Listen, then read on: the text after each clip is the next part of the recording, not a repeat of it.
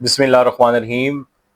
आज हमारा टॉपिक है class second year chemistry chapter number 19 basic of organic chemistry का पहला टॉपिक, जिसमें हम definition of organic chemistry, organic compound और कैटिनेशन के बारे में पढ़ेंगे। ये न्यू सिलेबस 2026 है और इसको सीखने के लिए आप हमारे चैनल को विजिट कर सकते हैं। इंशाल्लाह class first year, second year, 9th 10th के सारे लेक्चर आपको यहाँ से वन बाय वन मिलेंगे। तो सबसे पहले आज हम आगाज करते हैं कि सबसे पहले कि व्हाट इज ऑर्गेनिक केमिस्ट्री, कि how can we define the organic chemistry. तो ऑर्गेनिक केमिस्ट्री क्या होती है, सबसे पहले इसको हम डिफाइन करेंगे। ऑर्गेनिक केमिस्ट्री, इसको हम कैसे डिफाइन कर सकते हैं। तो सबसे पहले ये देखेंगे कि ऑर्गेनिक केमिस्ट्री क्या होती है।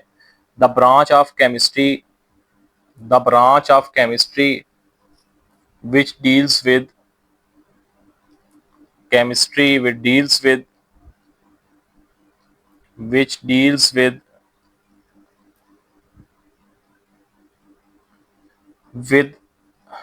compounds of carbon and hydrogen, compounds of carbon, hydrogen and their derivatives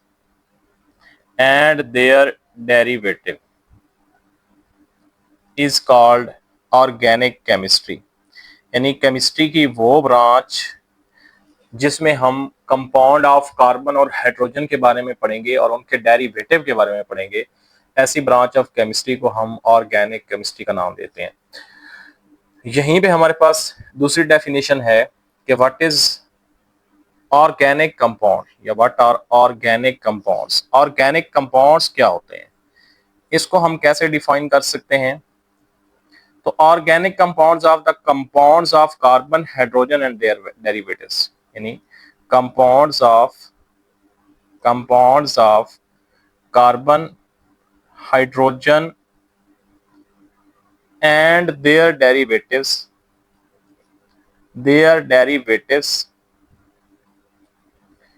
are called organic compounds। उसको हम ऑर्गेनिक कंपाउंड बोलते हैं। अब ऑर्गेनिक कंपाउंड्स की हमारे पास डिफरेंट एग्जांपल्स हैं। उन एग्जांपल्स को हम वन बाय वन देखेंगे, कौन कौन सी हमारे पास एग्जांपल्स हैं।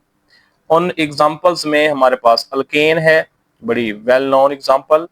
अल्कीन हो सकता है, अल्काइन हो सकता है, अल्कोहल हो सकता है, कार्बोक्सिलिक एसिड्स हो सकते हैं।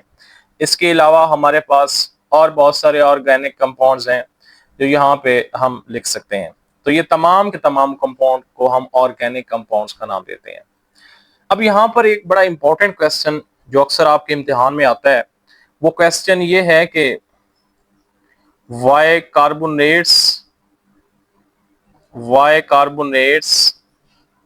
Bicarbonates, carbon dioxide, carbon monoxide and cyanides are not considered as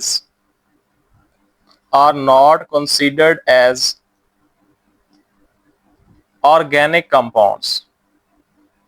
कि इनको हम ऑर्गेनिक कंपाउंड्स का नाम क्यों नहीं देते, हालांकि इसके अंदर कार्बन भी मौजूद है, कार्बन भी है, बाज के अंदर हाइड्रोजन भी है, लेकिन फिर भी हम उनको ऑर्गेनिक कंपाउंड्स की फहरिस्त में नहीं रखते। तो उसकी क्या वजह हो सकती है, तो ये हम इसका आंसर देखेंगे। तो सबसे पहले तो वजह यह है कि ऑर्गेनिक कंपाउंड्स होने के लिए उसको ऑर्गेनिक कंपाउंड्स की प्रॉपर्टीज भी शो करना पड़ता है। तो हमारे पास ये जो कंपाउंड्स है, जिसमें मैंने कार्बोनेट्स बताए हैं, कार्बोनेट्स में मसलन हम एक एग्जांपल ले लेते हैं सोडियम कार्बोनेट Na2CO3। बाइकार्बोनेट में हम एग्जांपल ले लेते हैं सोडियम बाइकार्बोनेट। इसी तरीके से साइनाइड के अंदर सोडियम साइनाइड। तो ये तमाम जो कंपाउंड्स हैं ना, ये ऑर्गेनिक कंपाउंड्स की प्रॉपर्टीज को शो नहीं करते। तो पहला पॉइंट हमारे पास क्या होगा कि इनकी प्रॉपर्टीज डिफरेंट होते हैं। They have different properties from organic compounds. इनकी प्रॉपर्टीज डिफरेंट होती हैं जी, डिफरेंट प्रॉपर्टीज। ऑर्गेनिक कंपाउंड्स के साथ इनकी प्रॉपर्टीज मैच नहीं करती।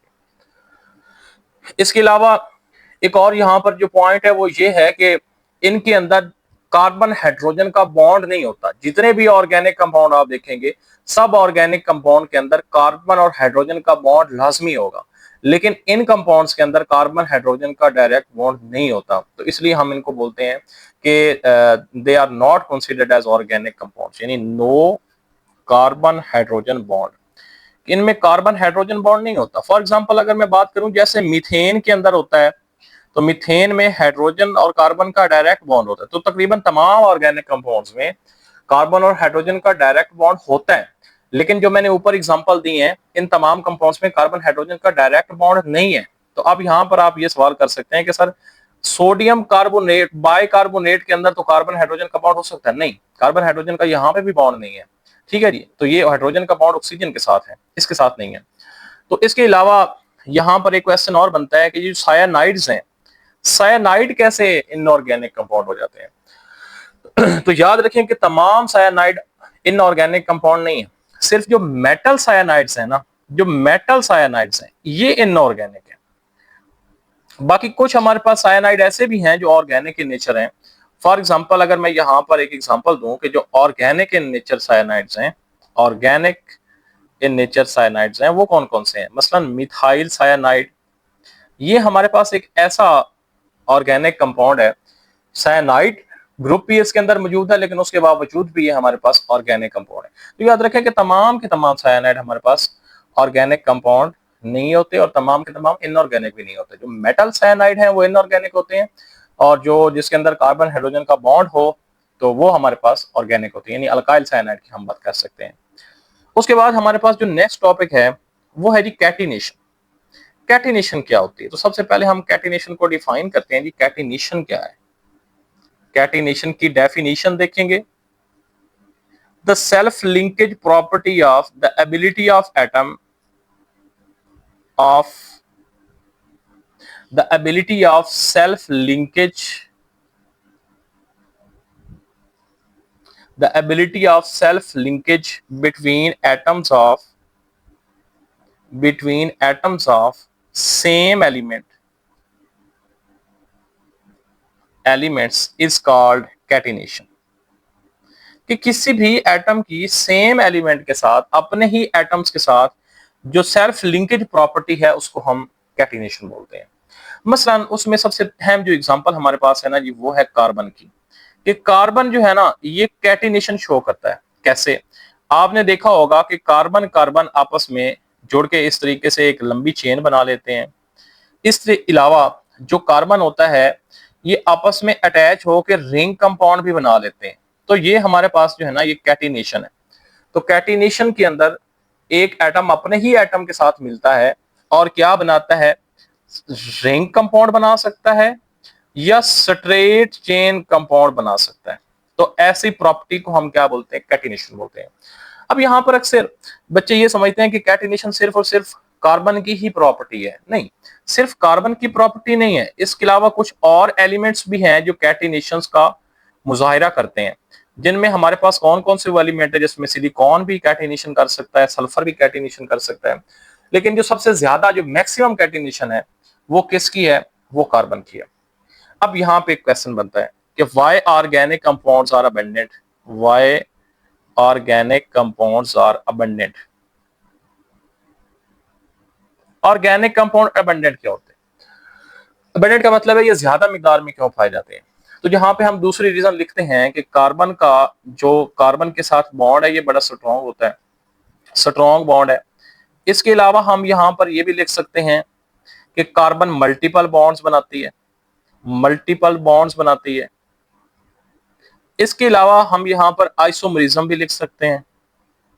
और जो मेन चीज हम यहाँ पर मेंशन करेंगे वो है कैटिनेशन, क्योंकि कैटिनेशन के अंदर कार्बन कार्बन से ही मिलकर बहुत बड़े कंपाउंड्स बना लेती है। ठीक है, तो इस प्रॉपर्टी को हम बोलते हैं कैटिनेशन। अब किस तरीके से कैटिनेशन कार्बन करती है कि अगर हमारे पास एक ऑर्गेनिक कंपाउंड है जिसके अंदर सिर्फ 4 कार्बन हैं जी, ऑर्गेनिक कंपाउंड, और उसमें हमारे पास 4 कार्बन है, तो उसकी कैटिनेशन कैसे होगी? यानी 4 कार्बन है हमारे पास, तो उसकी कैटिनेशन कैसे होगी ये हम देखेंगे जी। मसलन सबसे पहले जी, पहला तो इसकी ये हो सकती है कि कार्बन कार्बन इस तरीके से ये बना सकता है। इसके अलावा ऐसे भी हो सकता है कि 3 कार्बन यूं हो जाए, एक कार्बन यहाँ पे ब्रांच में हो जाए। फिर यूं भी हो सकता है कि कार्बन कार्बन इस तरीके से आपस में मिलके एक रिंग कंपाउंड बना ले। ये भी हो सकता है कि कार्बन 3 रिंग बना ले, एक इसके ऊपर आ जाए। तो ये 4 वेज हैं कि 4 कार्बन वाले जो हमारे पास ऑर्गेनिक कंपाउंड है उसको लिखने के हमारे पास 4 स्ट्रक्चर ये आ सकते हैं। ये जो मैंने 4 स्ट्रक्चर यहाँ पे बनाए हैं, तो ये हमारे पास है कि कैटिनेशन क्या होती है। अब हम देख लेते हैं कि इसके अंदर जो इंपॉर्टेंट शॉर्ट क्वेश्चंस हैं वो कौन कौन से बन सकते हैं जी। तो इसमें शॉर्ट क्वेश्चन हम देखेंगे जी, कौन कौन से शॉर्ट क्वेश्चन बन सकते हैं। शॉर्ट क्वेश्चन में सबसे पहले मैं देखता हूँ कि कौन से शॉर्ट क्वेश्चन यहाँ पे बन सकता है जी। शॉर्ट क्वेश्चंस कौन से बन सकते हैं। पहला शॉर्ट क्वेश्चन बन सकता है व्हाट इज ऑर्गेनिक कंपाउंड या व्हाट आर ऑर्गेनिक कंपाउंड्स। दूसरा सवाल बन सकता है कि व्हाट इज ऑर्गेनिक केमिस्ट्री। यहीं पे तीसरा सवाल बन सकता है कि why carbonates carbonates bicarbonates carbon dioxide carbon monoxide are not considered as organic compound. Question number 4 यहां पे बन सकता है व्हाट इज कैटिनेशन। कैटिनेशन क्या होती है। चौथा सवाल कि why carbon show catenation. Catenation कि कार्बन कैटिनेशन क्यों शो करती है। ये सारे सवाल हम डिस्कस कर चुके हैं। एक सवाल मैं यहाँ पे देखता हूँ कि कार्बन कैटिनेशन क्यों करती है। तो कार्बन की कैटिनेशन करने की वजह यह है कि जो कार्बन कार्बन का बॉन्ड है ना, कार्बन कार्बन बॉन्ड ये स्ट्रॉन्ग होता है जी।